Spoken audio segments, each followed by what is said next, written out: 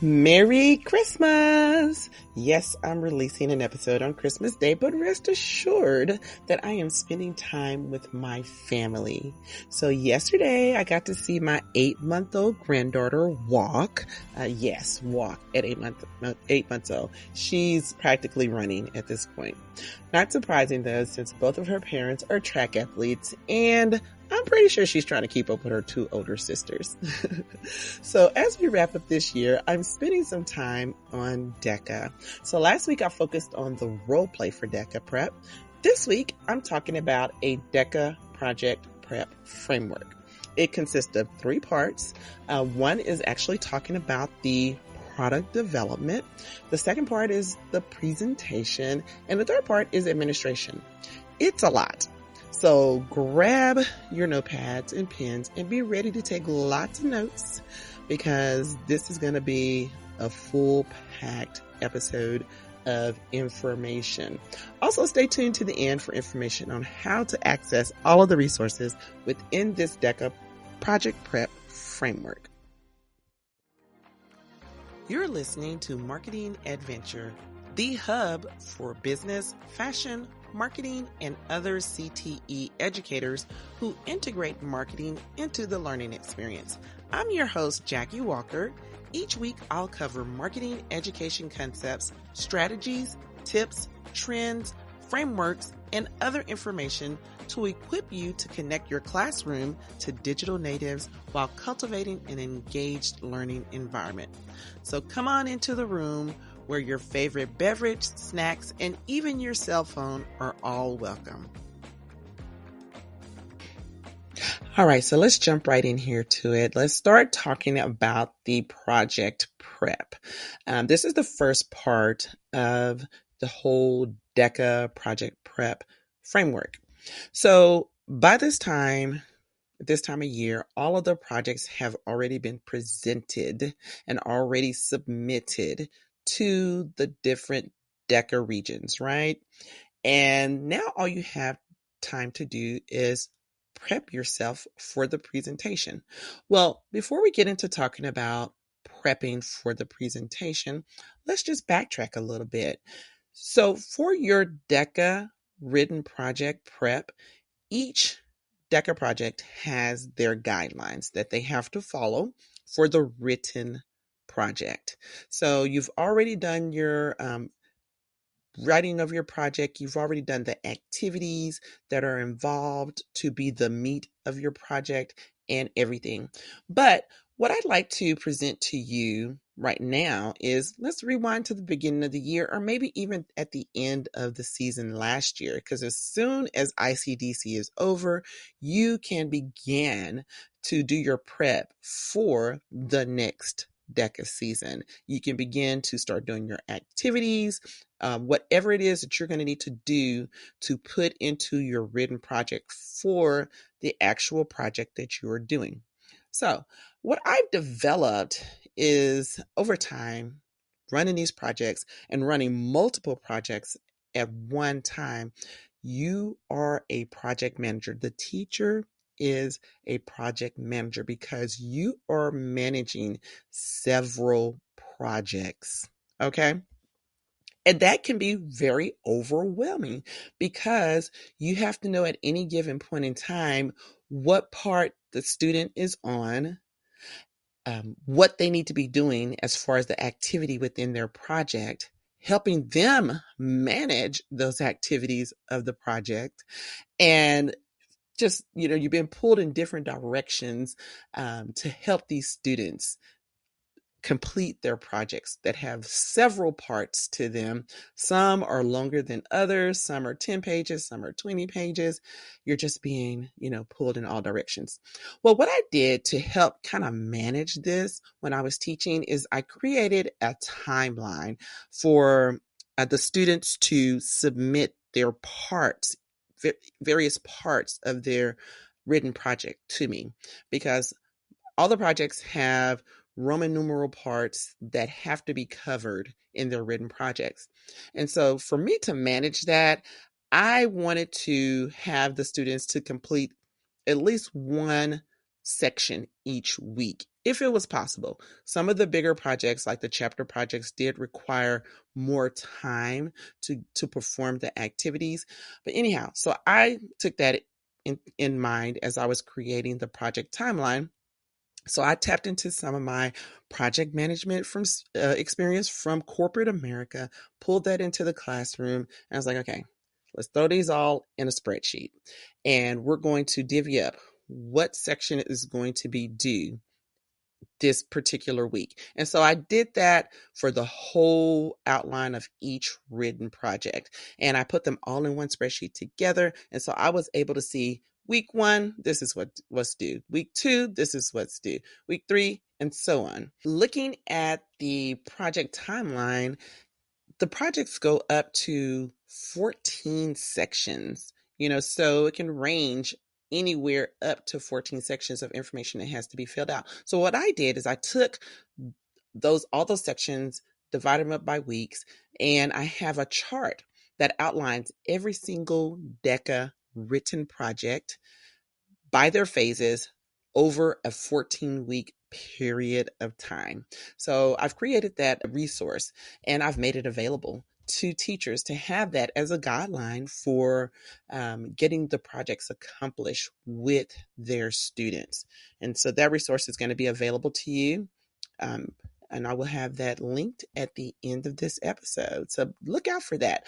I also took the time to take those individual sections that are like introduction and customer segments, the growth plan, the schedule of activities, the revenue information, all those different things that you have to come up with for various projects that are listed here. I've taken those and I've created phases. And in those phases, it talks about these individual tasks, so to speak, and what those tasks really mean. What are those keywords within those tasks, and what does it mean that the student should be gathering for the output of that particular task. So it helps them formulate their ideas about what information they should be including in this particular section of their written project and the task that they should be accomplishing. It's just a jumpstart to help them with writing the project, completing the actions of the project, and bringing it all together to complete a comprehensive project for DECA. So I'm talking about this in part 1 because this is all the project prep. This is all doing the writing for the project. And like I said, I know that it's already been done by this time, but this is just to give you a lead up to the presentation and to let you know that I have some resources for you that are free for you to access and be able to use. Because even though they've submitted their projects for their first round of competition, they're going to have state and then they're going to have ICDC coming up pretty soon. So it's still a good idea to use these to help polish up those projects for the next rounds of competition. Okay, so now in your part 1, we're still in the project prep phase. That also means that you have to develop the visual aids for the project. And there are guidelines for visual aids that need to be followed. So the students need to make sure they read through the guidelines of their project to ensure that they are meeting the requirements for the visual aids. It tells you how big your posters can be, whether you can use tech equipment like your laptops and your iPads and all those different things. So just make sure that they're reading through those guidelines to ensure that they are using the proper aids if they take anything at all, which I do suggest that they have aids to help them do the presentation to their judge. Okay, now that we've gotten the whole project, the written project prep done and the visual aid done, we are now at part 2 of the framework, which is the presentation. Now, I want to just go through an outline of what the students should do during the presentation when they are stepping in front of the judge and telling them about the project that they've worked on this whole semester, or even going back to the springtime when they started, or what have you. So the presentation should begin immediately once the student steps in front of the judge. Now, all of the written projects have 15 minutes to present, so they want to be able to use their time wisely to present all of their information. Because as I said before, these written projects are up to 20 pages of information. So they want to make sure that they have the time to go through the information in their project in that 15-minute period of time, leaving at least 5 minutes for the judge to be able to ask them questions. Okay, so they need to start their time presentation immediately, doing their introduction. If it's one, the most of the projects can have 1 to 3 students, so they want, each person needs to introduce themselves, and then they want to immediately get into the hook of their project. What is the hook? The hook is what is going to capture the judge's attention and draw them in to the project that they're speaking about. And then once they've gotten the judge's attention and curiosity, then they want to begin the presentation of the materials, going through the outline, making sure that they hit every Roman numeral point that was listed in their written project. And again, like I said, they need to do all of that in about 10 minutes so they can allow at least 5 minutes for the judge to ask them questions. All right, now, some may say, and my students have, they've come to me many a times, Miss Walker, the judge stopped us in the middle of our presentation and it made us nervous, or we almost forgot, or we stumbled, or what have you. That can happen. We don't know how the judge is going to engage with the students during the project, even though the judges are given guidelines on how they should communicate with the students. We don't know how that particular person is going to act, because maybe there's something that's presented that makes them ask a question, or maybe something is not clear, or maybe they're just so into what the student is saying that they can't wait and they want to find out some information right then and there. Or maybe they recognize that the student is a little nervous and having a hard time communicating, and they want to help the student to get their point across. Could be a variety of reasons. We don't know. But I want the students to remember 4 R's. If the judge interrupts them during the presentation, help them remember this. First of all, remember where you are in your presentation. Make a mental note immediately. Think about, we are right here. We're talking about this at this very moment in time. At least one of the students who is in that presentation, if it's more than one, needs to remember where they are in the presentation. Then secondly, they need to recognize what the judge is asking them. The question, they can say, that's a good question, and answer the question. They want to respond. Number 3 is respond. Respond by providing a brief answer. And then they want to resume their presentation. So they want to remember, recognize, respond, and resume. Okay. And then they want to make sure that each person who is on the team presenting has a part. This is very key because the judge can take off points if they see that one person is the main speaker and the other 2 or other person are just standing there and they're pretty much just a prop holding up the visual presentation, the visual aid. So everyone needs to have their part. And I've seen this done really well. I was really impressed with this one team the last time I was working an event at State. This one team was so smooth with how they moved during their presentation. It was 3 of them, and they had a board on an easel, and when it was their turn to talk, they stepped to the front in front of the judge.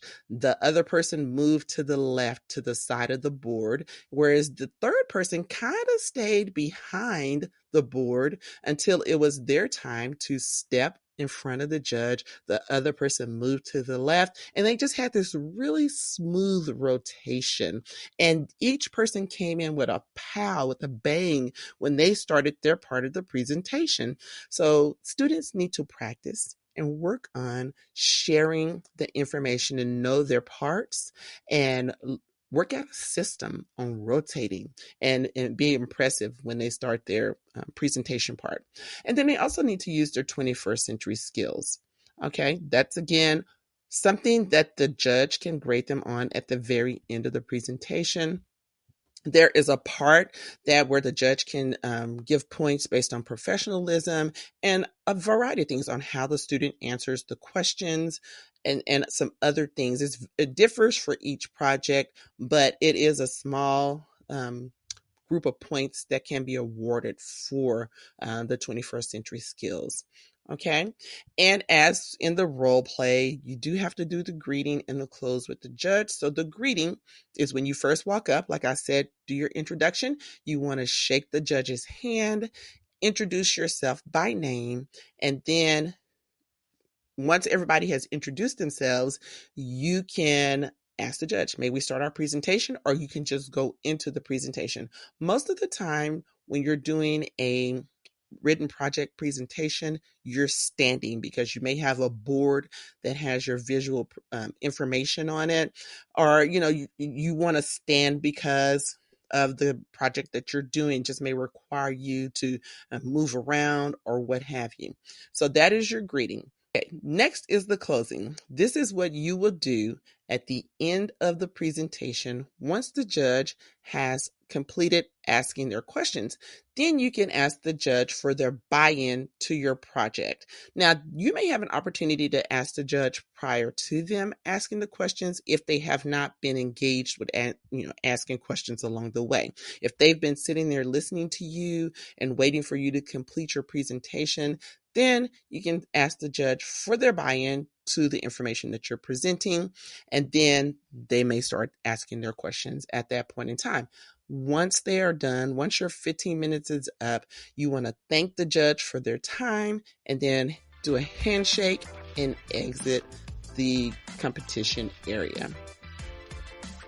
Hey, adventurous educator. I just want to take a quick break to ask, is this your first time teaching fashion marketing, or do you need a boost in your curriculum? Well, look no further. I have the Ultimate Fashion Marketing Class Bundle. It's packed with 4 vibrant presentations, fun and engaging activities, quizzes, and 4 major projects for an immersive semester of fashion exploration. And it comes with a pacing guide for an 18-week semester. Additionally, each assignment has detailed student instructions and suggested pacing times so that you can tailor the time frame to fit your teaching schedule.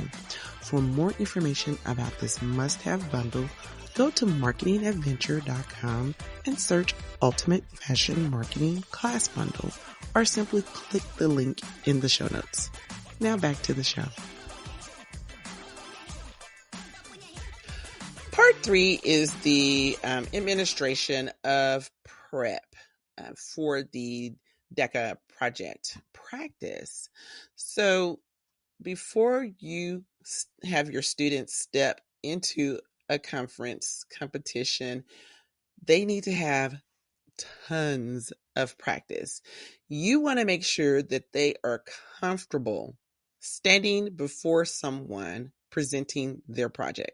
Now, I like to do it first in the classroom to have the students to do peer evaluations.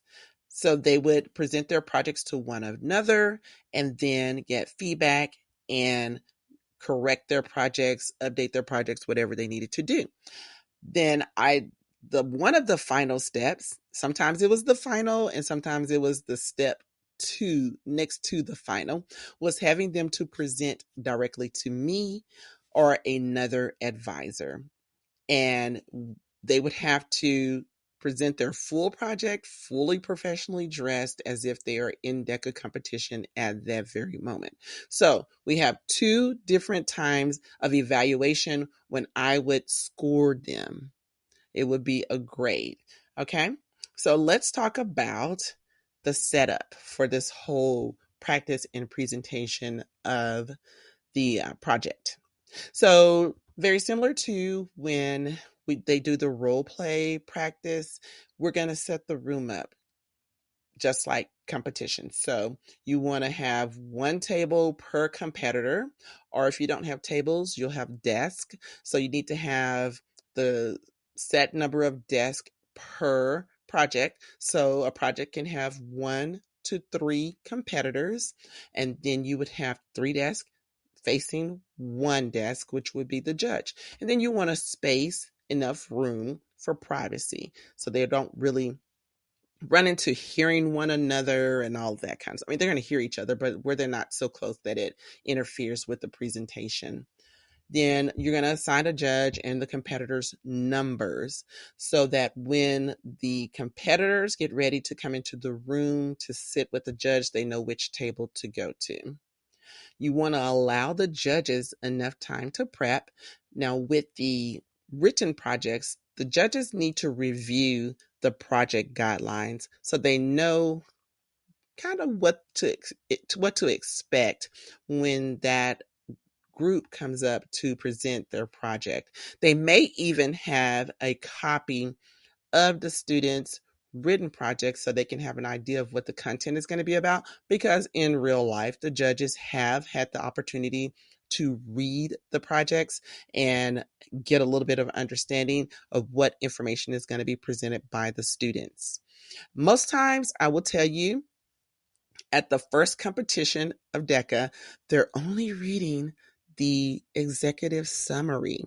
So the executive summary now is up to 3 pages. It used to be where you can only use 1 page for the executive summary, but they've extended that because they realize that most executives in real life don't have time to read through a whole strategic plan, project plan, or anything like that. So the executive summary does have to have quite a bit of information in it so that they can quickly glance at it and determine whether they want to approve it, throw money at it, or whatever that executive needs to do, whatever that organization is trying to get the executive to buy into. So the projects have changed to reflect, industry standards. And so the judge has a 3 page executive summary that they can read. So they're likely not to read the whole project at the first level of competition. Now, when we get all the way up to ICDC, the judges have more time and are likely to read those documents so they can have a full understanding of the project because there's more at stake. We're talking about international competition. Okay. So it'd be a good idea to go ahead and print out the projects and give the judges an opportunity to read through the student projects. And then once the judges have had time to read over the projects, then you'll have the competitors to go ahead and exit the room. So while the judges are reading, the competitors can just be preparing themselves. They may be doing their last minute practices of their project. And so you'll have the competitors to exit the room. And then when they're standing outside the room, you'll give them the rules of engagement, greeting the judge, shaking their hand, doing their closing, shaking a hand before they leave the judge, all that good stuff. Kind of like what we do as a advisor when we're talking to the students at competition. We just kind of give them the rules and guidelines to help relax them, get them prepared mentally. All right. And then so once the students come into the room, they go to their judge with the assigned number that matches theirs, and then you will start the timer. And then once the 15 minutes is over, you will then allow the judges about 5 minutes to complete the evaluation form and encourage them to put something, a little feedback on there. They can write it in the columns on the back of the paper or what have you, but just encourage them to give a little feedback. Maybe it's something where the students have said too many times. Maybe they're reading from their index cards, which I highly discourage students having index cards. I don't encourage the students to have anything in their hands except for a visual aid that they may need to hand the judge to look at. But anywho, so they give the judge about 5 minutes to complete the evaluation form, and then the judges and the competitors will switch places, and then you'll go through that whole routine again. That's the way I like to do it to set up the classroom for practice. Now, when the students are coming to present their projects to me, I make this like a whole competition environment. I put a list on the wall that has the time slot for all the different presentations, so the students know that they're going to be number one to sit with Miss Walker and do their presentation, or number two, number three, or what have you. And then that'll allow them to, really feel just like it is at competition when they have their time slots for presentation. And when they come with me to do their presentation, I videotape it because I want them to see how they look, how they sound, so that they can then go back and work on their presentation and see the areas where they need improvement. So once they do their presentation with me, I do their evaluation, and I put that aside. I don't give it to them immediately. And then I prep for the next student to come in, sit with me, and do their presentation. And then we keep going until we've gone through the list of students for the practice presentation and videotaping of their project. Now, if I have them to go to another teacher or advisor, I just give them the evaluation sheets, the students' presentation, the student's project, so that they can read through it. And generally they've had that beforehand so they can read through it. And then when the students come in at their allotted time that the teacher has available, whether it's during their planning period or after school or what have you, then they go ahead and do their presentation with the teacher. Now, if we can get someone to go and videotape them, we will, but that's not something I really focus on when they're presenting to other people. I just really like to videotape them when they're with me because it's a controlled environment. As with the role play prep activity, I do grade the students for their participation and actually their presentation. So they will have 2 classroom activity grades, one for being a judge and one for being a competitor. And I do have the grading forms in my resources here that you will have access to that allows you to grade the student judge and the student competitor. Then for the test grade, their presentation score, their evaluation form that comes with their guidelines for their project, that counts as a test grade. Again, you can use your own judgment if you want to take the actual score or if you want to create a scale for the score that the score falls into and give a grade accordingly. And then I have professional dress because, yes, we are dressing professionally. We are practicing professional dress. Number one, because you need to know that the student knows what to wear for professional wear. You need to make sure that they have what they need. Number two, because you want to see what they're wearing. You want to be able to say, yes, no, you can't do that, or perfecto, that looks wonderful. I do have a professional dress guideline score, a sheet that you can use with your students. That also comes as a part of this resource that I'm offering to you for free. All of these resources that I'm talking about within this framework are free.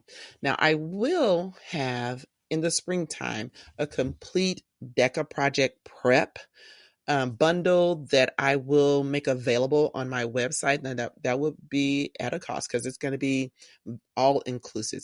It's going to have detailed information about helping the students prep for their written project presentation. Not only the presentation, but the actual written project portion of their presentation, their DECA project.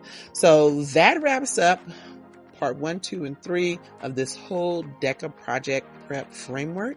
I hope that you find this information very useful as you move forward in the competition season of DECA, and for next year to get a head start on organizing and project managing your projects. As promised, I have all of the resources mentioned available to you in one place. Just click the word framework in the episode description or the show notes, and you will be able to access this information to share with your students for success in DECA this season. Now, this is going to be my last episode for 2023. I've done 11 episodes. I'm so excited about that. You know, the average podcast only lasts about 10 episodes.